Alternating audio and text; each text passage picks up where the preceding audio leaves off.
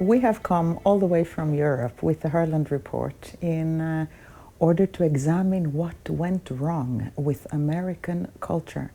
And we're here speaking to Mr. Woodley Auguste. And you know quite a lot about the American culture also from the outside perspective, as you are originally from Haiti, or your parents were, and they moved here. We find the American society quite a mystery because it seems like, in concordance with what Dr. Paul Craig Roberts states, when I was born, America was a nation. Now there is only hatred. And in this perspective, we would like to discuss the question about whether it's the elites in the US that are creating this. Because when we speak to regular Americans, they just say that nobody trusts the CNN. And they find too that the CNN is occupied talking about stuff that really doesn't matter, and that they are actually adding on the hatred between the groups here. So how do you assess that, Woodley?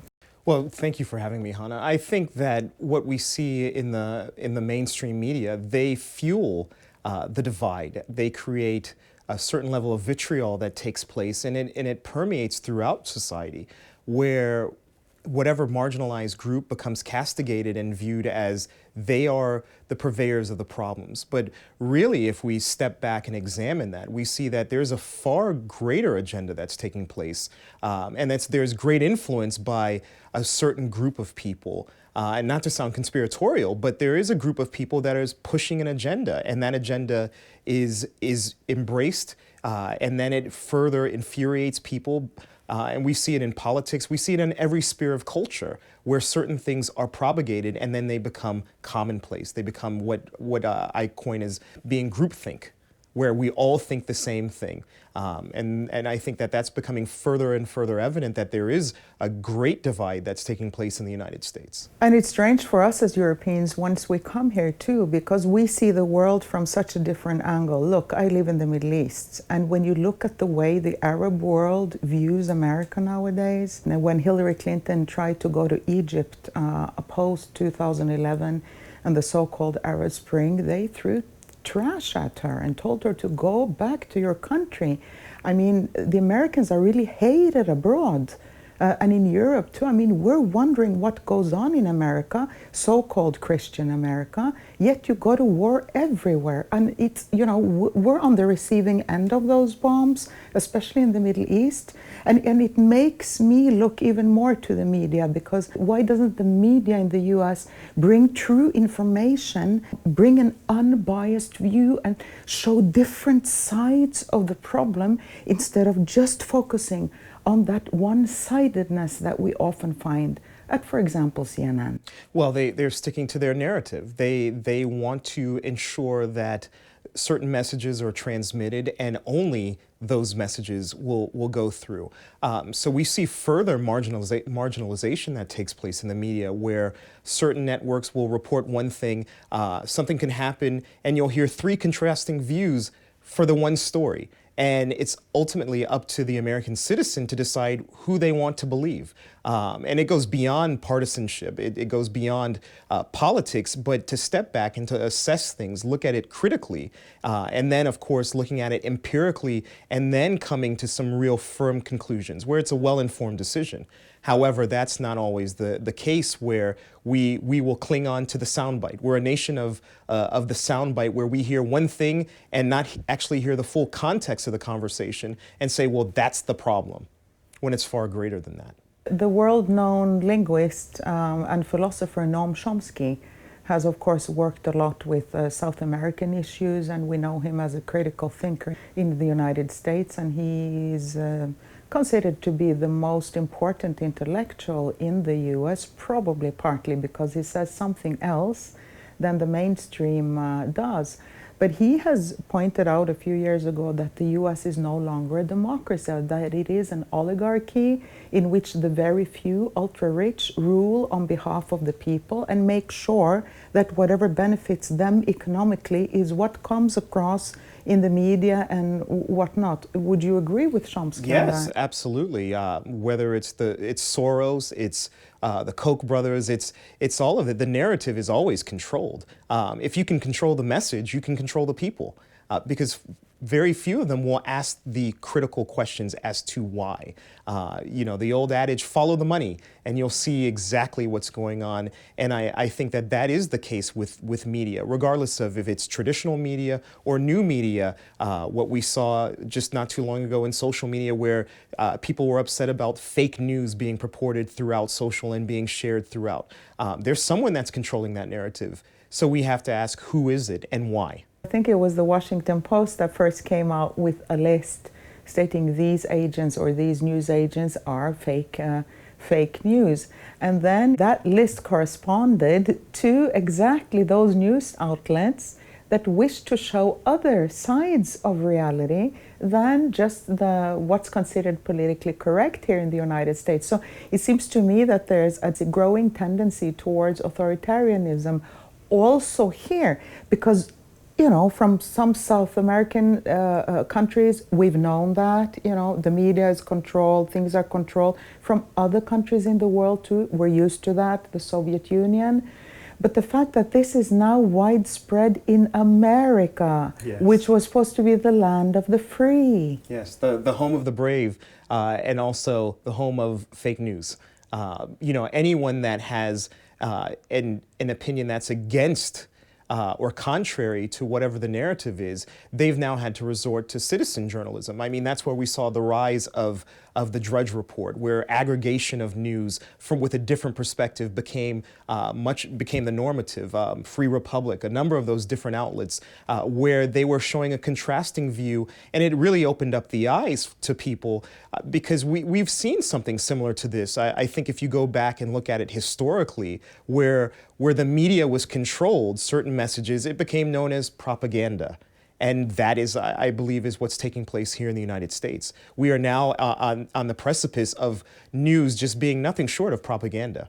Regardless of what the party is in power, who's the president, there's propaganda being communicated time and time again to control people's thought processes. It's a scary perspective, really, because the West used to be known as a beacon of free speech, and we used to laugh at least in Europe, we used to laugh at the people in the Soviet Union saying that, when the dissidents from the Soviet Union came to the United States and to Europe, you're so welcome here, we have freedom here that you guys don't have in the then Soviet Union. And today we see how the West is becoming the new Soviet Union. Would you agree? Yes, limited speech, as long as it's politically correct. If, I read in a book recently that, and this was talking about partisanship, whether the Democratic or conservative, where that you can always spot the conservative in the room because they're the ones that's the most quiet.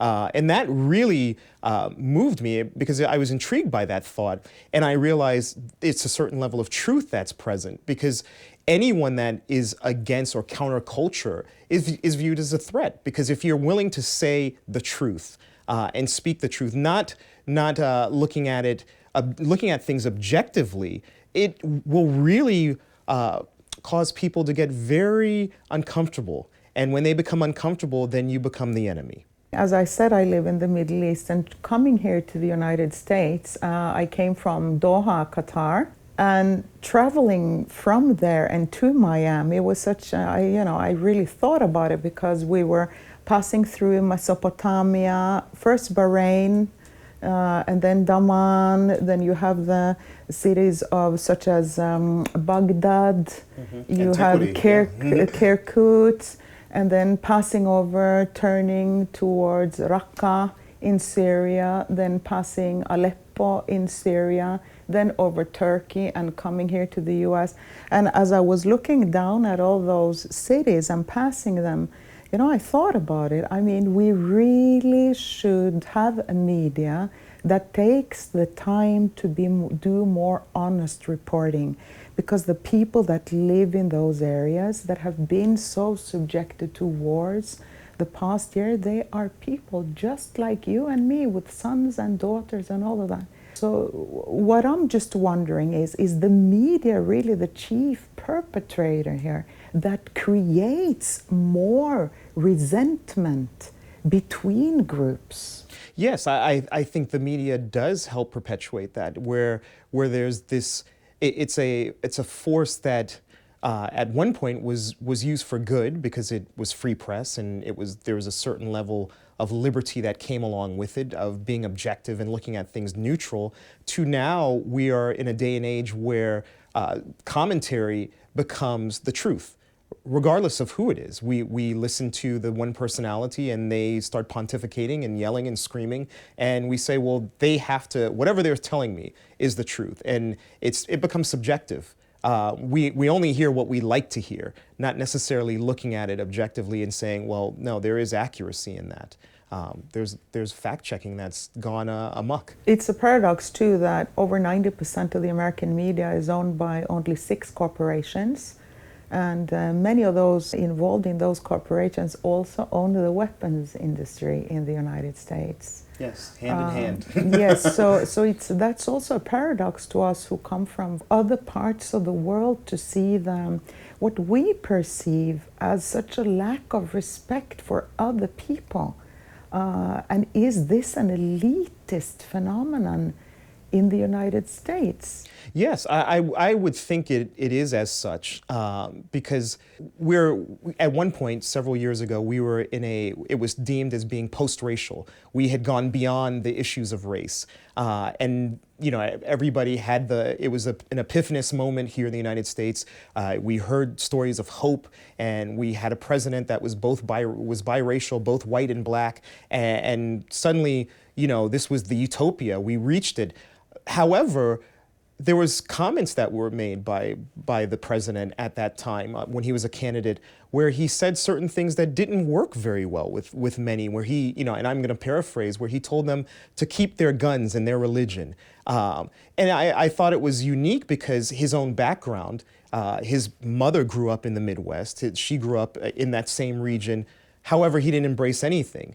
And then you fast forward to our current president, and he made it a point to communicate to that base, saying that they were forgotten, and rose up in popularity by saying certain things that were that triggered them to immediately respond. And even to this, currently, that's what we're seeing, where certain messages are telegraphed to certain bases of people, not looking at it and saying, well, what is the motive for all of this? Why? Why is there this dissidence that's taking place in this country? Aren't we a land of all? Or is it just certain few? It's a provocative thought, because back in the day, we Europeans used to look up to you Americans. Now we're thinking, let's stay out of the United States. They're all hating each other. So, you know what I mean? Yes. Because back in the day, we used to look at the United States as a multicultural place where everybody were welcome so long as they worked. Yes. There was no welfare for anybody. Okay, then you had to go back to your country if you didn't work. But it was like the national identity was stronger at the time. I'm thinking 20 years ago. And as Europeans, we used to look at that and say, my goodness, they're really a beacon of, you know, we should really go the same way. But there seems to have been a shift the past 10 years where the ethnic card is being, you know, used much more, but instead of national identity. But I'm thinking maybe this is an elite phenomenon, because when you speak to regular Americans, I've spoken to a lot of people since I came here, people from everywhere, you know, I mean, that live in the United States. And they all say that we all know that what's on CNN is not true. Yes. So it seems that the American people are able to penetrate at least a good portion of them. But how come we don't hear their voice? That's the problem, because their voice is marginalized. We only hear one voice. And I think that we are at a point where people are very disenfranchised with that. They want to communicate what's happening. And we've seen it in other places. We've seen it in places like Egypt, where the state controlled the narrative of the news and the media. And then at some point, there was such a level of unrest where the people took the media back and put it in their own hands and communicated to the rest of the world, this is what's really happening. And I think that we are slowly coming to that point where here in the United States where people are going to start saying enough is enough. We want to communicate what this message is because by and large, I think all Americans have the same interest. They want the same thing. Many people, they come to the country and they want to assimilate. There is no difference. Yes, we retain our aspects of our culture, but then we also know we are Americans. I grew up that way. Yes, my family immigrated here to the United States from Haiti, and we retain our cultural identity, but it's always with the backdrop of America. We're Americans who are now from Haiti, not the other way around. It's America, and not to propagate nativism, but this is the country, so we should assimilate. We should identify with where we're from. Because if I go back to Haiti, what is the first thing that they will tell me? You're not Haitian, you're an American. That's true, and I think too that it would be a great, to many that live in the Middle East, for example, that's the question they have because they say, look, you're waging war after war after war on us. So they think that the whole American people is behind that. I read research a couple years ago that stated that over 70% of the American people were against another war in, I believe it was Iraq or Afghanistan. Yes. And the same year, President Obama prolonged the war in Afghanistan. So it seems to me that many that live in the Middle East would be very happy to hear that there are many among the American people that do see this injustice that is going on. Of course, yes. The injustice is great to any group of people when you see marginalization. Particularly, I think if you come from a background where you are not the majority, you recognize that. And you, of course, it's a level of discomfort that's there because when you understand what it's like to be different, you can empathize with others. And I think those in the Middle East, we can't just personify, we can't just lump them all and say that they're all bad, that everyone is a terrorist, because it's not true. That's a fallacy. Not everybody is out to destroy America. Now, that said, there has to be certain guardrails that are established where people know that there is nuance to that, just the same way that, it's propagated that there's a problem. I remember early in my career where I was working and my boss at the time, he was white, and he said to me, well, there's problems in your community with fatherlessness. And I said, well, I don't understand. I said, I live in a mixed neighborhood. I see a lot of fathers. And he said, well, the black community. And instead of observing things monolithically and saying this one person speaks for the entire race, why not look at it and say we all have variance in our lives? Within the speaking as a person of color, as a black man, there's variation in that. I'm a black man with a Haitian background, so I will see the world very differently from my African American friends. We see things, we're raised completely differently. I grew up in a household where I was told, do not marry an African-American woman because they value differently from you. You see it in Latino culture, where certain countries, well, they'll say, not so much, you don't bring that person home. We can't just say it's all one and the same, because it's variation, it's nuance to all of it. And even in our approach of politics, even our ideology, there is nuance to that, because your experience is vastly different from mine. You're an African. You're more of an African than I am. Now, what is the irony? Because if someone looks at us and takes it at face value, they see you as a blonde woman, and they say, well, surely she couldn't be that. You are the African. No. And that's one of the issues I've had in Europe, which has been good, I think, to me, is that I was born and raised in Africa and moved to Europe when I was grown up. And since then, I've lived in South America, now in the Middle East, and traveled extensively in Asia as well. And that gives you an outer perspective on things. And I've seen how many of my African friends that I grew up with in Kenya, for example, they moved to the United States. And I've seen the vast difference between the cultures you know, the Black American culture and the African culture here in the United States, for example. So there's such a plurality, and that's why I feel it's so sad that the media put everything into categories. Correct. So it becomes black against white and woman against man. And this does not reflect the plurality in the world. Thus the example of how we flew over Qatar and Bahrain and all these different, I mean, we're so diverse. Why not embrace that diversity? Because even though I have my clear identity as an African, for example, I can have my clear identity and yet respect somebody who comes from another country and per def then learn from him and learn something new about South America, for example. Yes, because and what you're saying is you're judging someone by the content of their character, not by their skin, not by what we see at first value. And that is precisely where a lot of these issues become problematic, is that we lump everybody into these categories of, well, you must be this way because of based on your appearance. You know, recently, a friend of mine was talking to me about that they felt apologetic for being a white person, a white male, and how this was bad because he didn't want to be seen as being, responsible for rape and all these different things. And my first thought was, well, you didn't do anything. You know, in the same way that I can't hold you responsible for something that you weren't a part of, just like I can't, as a Haitian, you can't say to me, well, Woodley, you're responsible for what happened to the French when Haiti became free. I didn't run around cutting people's heads off, nor did you. Now, the fact remains, history is history, but we've learned from that, and we embrace that. We embrace that truth, and we do something differently. So it becomes mutual cooperation to meet a certain goal and to achieve that.